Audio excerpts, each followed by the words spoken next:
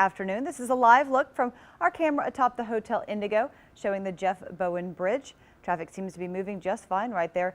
Ingrid, it actually doesn't look to be too rainy out there, at least right now. Yeah, well, not in the Asheville area proper, but elsewhere it's a different story. Let's take a look right now at the live radar. In fact, we actually have a severe thunderstorm warning out. It's very far south in our viewing area, but it goes out until 12:45 this afternoon. That's for the Abbeville area. So we continue to see this storm march eastward. Winds reported up to 60 miles per hour and quarter-size hail possible within that thunderstorm, affecting Greenwood here very soon enough. So that's just south of Honeypath and Lawrence, just south of Anderson as well. So it's just missing you. But back here in western North Carolina, are also seeing our fair share of some intense rain. No severe thunderstorms out right now, but you can see right here some heavier rain batches in the northeastern corner there of Swain County and northern Haywood County, also all the way down into Jackson County.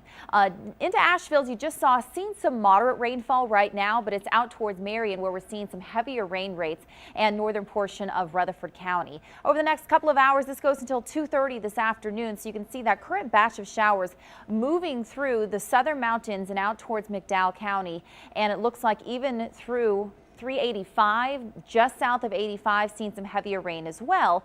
And then it looks like we could get a brief lull in these showers and thunderstorms. We currently are under this enhanced category for severe weather. In fact, it looks like the Storm Prediction Center, this just happened, folks, has now put the entire viewing area under this enhanced category and has pulled up this moderate level, this bright shaded red. So that means numerous thunderstorms turning severe in this zone right here. That does include Asheville, and it does mean that we could likely see some tornadoes, some rotation happening with these storms in these areas further south. So that's south of 85. That's going to be the worst area. But here in western North Carolina, it's still a high likelihood for these storms to turn severe. Once again, Storm Prediction Center just upgraded us back into the Asheville area into that enhanced category. We are currently dealing with round one with these storms through mid-afternoon. Round two, as that cold front moves through by late this evening and before midnight, and then things will start to wrap up. And then we're talking about mountain snow. So from storms to snow Thursday night above 3,500 feet, we could see some of that snow. A storm timeline for this evening by 6 p.m. to midnight. That's what we're looking at for these western zones, the central zones, including Asheville, 8 p.m. to 2 a.m. and in the foothills here, 8 p.m. to 3 a.m. That's the timeline there for additional severe weather. Wind is going to be a big factor here. So is flash flooding with these storms.